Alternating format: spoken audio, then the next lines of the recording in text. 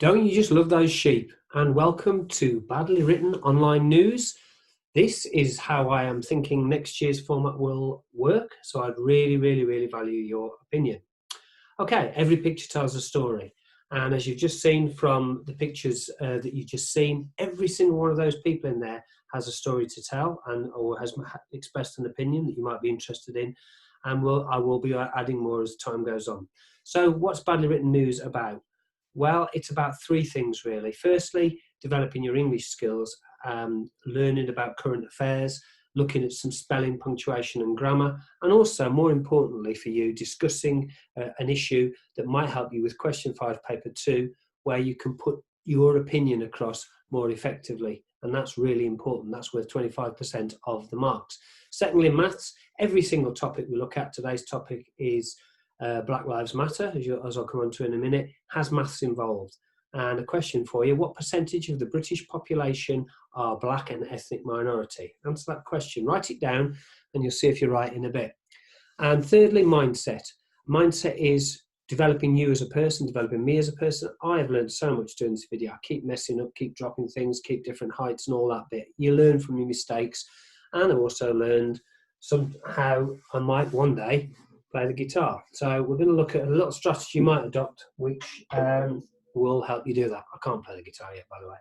So Black Lives Matters in the news this week because George Floyd was tragically killed by Minneapolis police. So why has this one incident led to such widespread protests, including the one at the bottom here that you can see in the UK? Well, one of the reasons is these people. These are the people who have died because of as a result of the police interventions with them or interactions with them over the years. So many people who go on the demonstrations in America will say, I'm here for George Floyd, but I'm also here for one of the people in here. It's a big problem in America with their police force. We do not have that level of problem with our police force in this country, though there have still been allegations and issues in the past, especially to do with Steve and Lawrence, if you want to look into that. But what happened was there was an incident that led to some quite radical changes in our police force. But there are issues to do with race and Black Lives Matter, and probably best summed up by the fact if you send out 1,000 CVs with a black sounding name on and a white sounding name on, the white sounding name in this country gets better responses. And in America, racism exists, so we might as well just acknowledge that and try and do something about it. There's no point denying that it doesn't. So what we're going to look at today in a moment is someone who stood up for racism. In some ways it was seen as controversial. It involved the President of the United States getting involved, and it involved him nearly using his livelihood. This is Colin Kaepernick. Colin Kaepernick in 2016 knelt down like he did now when the national anthem was being played. He would say he loves his country, he wants to change his country. President Trump and others, and many people there, booed him and said, you are disrespecting our national anthem. Your opinion, you can use this in question 5 on the GCSE. What happened to Kaepernick? Well, President Trump got involved in 2017 and said he should be sacked. And actually, when his contract ran out, it was not renewed, even though he was a really good player and should have. He then took the NFL, the National Football League, to court, and they settled out of court. That suggests they acknowledged that there was some wrongdoing. Fast forward to this week, just gone now, the NFL comes out and apologises for its treatment of black players, claiming that it supports Black Lives Matter and they have a right to protest. So a right to protest, sport and protest. If you were looking at the GCSE, that question I'm talking about, they ask for your opinion. There are two sides to this. You shouldn't protest. It's disrespectful to the national anthem. Sport and politics should be kept apart. Look at that poor policeman behind him. How does he feel? Look at the people in the crowd who went on and booed him. You should separate the two. He's a high-profile sportsman. He should do this outside of sport, is one side of it. The other side is racism and sport should not be separated. Sport is part of society. He's a high-profile athlete who's using his profile to raise an important issue. And arguably he's been proved right because of what happened this week. So should he have been able to protest? Should he have protested or should he not? Should sport and politics be completely separate? They're the kind of issues, and you can't be right or wrong as long as you express your opinion. 5 paragraphs, 4 or 5 sentences, just articulating your view effectively are what you're looking to do. So that was Kaepernick. Now you've heard me explaining. You might prefer the video. So if you go on to the top, what I've done now in these, if you put that exact term in Google Chrome, you will get a 2 or 3 minute video, I think it is, on Kaepernick. It's really interesting. There are others as well if you want to watch them.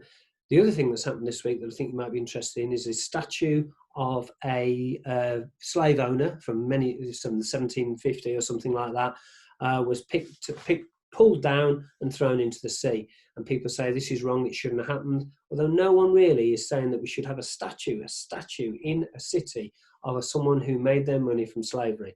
So that's an interesting issue. In terms of sport and politics, this link here shows you the NFL response I mentioned. It's only about 2 minutes, and it's apology not specifically to Kaepernick, but to black players. And this here is a football player in the Premier League called James McCarthy, who refuses to wear a red poppy. And again, watch the video and see what you think if you are interested. Okay, the next thing I'm going to do is I'm going to give you a text here, and I'm just going to leave this up for you. And all I want you to do is have a read of it and identify there are 3 spelling mistakes, spelling, punctuation and grammar in each paragraph. It talks about what we've just been talking about, and have a go at doing that. And I am now going to show you the answers. Don't need to spend a lot of time on this. So there you go. You can pause the video and have a look at the answers. Did you get all 12? A lot of capitalization in there that I put in. Next up, we've got the maths question. Okay, I've got 3 maths questions for you here. The answers are just behind me. So if you want to pause this, and then I'm going to move out of the way in a second. I asked you at the beginning of the video what percentage of the British population are black and ethnic minority, and the answer is about 14%.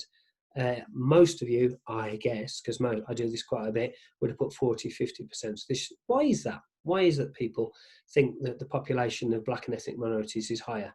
You might want to think about that one. The other 2 questions talk about inequality of income in America. And again, that raises some interesting questions. So there are the answers to the questions and 2 potential discussions for you to think about or to have a debate in class.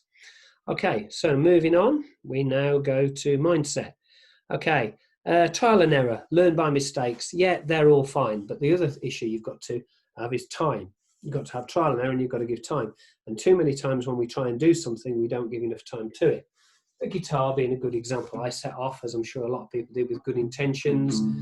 I haven't given up because I'm doing 2 minutes a day. And what that means is that I'm still hanging on in there, and I've got a chance to complete it. This guy who does this is really good. He's done a load of videos, and it's only a short video. So do the search that's here, that's up here, and have a look at the video, and hopefully it will inspire you to learn something and do something differently. Very quickly on this one, there are 4 things I'd like to ask people to do. The first one is be aware of we're still in a pandemic, and maintain social distancing and meet outside and meet only 6 people. Secondly, beware of all loads of people are online at the moment, and there are loads of scams. You are not going to win a free iPhone. Thirdly, if you need to talk to someone, I really recommend logging on to Kooth, set up an account, and you can get real assistance 365 days a year. And finally, for those of you who are online, a lot of places like Sheffield College where I work are using Google Classroom. And 3 things you might want to do for that one are set up Google Classroom on your phone. Secondly, take part in Google Meet on grid lines, which is the same as Zoom, with all the different faces, which we think are really important. And thirdly, take part in a blog. Please comment on this video. If I post it on YouTube, I'd love it if you posted below the YouTube. That means you're involved. I don't mind if it's criticism. Is it too long? Is it too short? What do you think? How can I make it better? I'm only doing it in one take. I am going to make mistakes. I haven't got the time, and I think it just makes it more real, because that's real, isn't it? That's real life, isn't it? Okay, stay safe, and I'll see you soon, and I hope you enjoyed this. Thank you. Bye.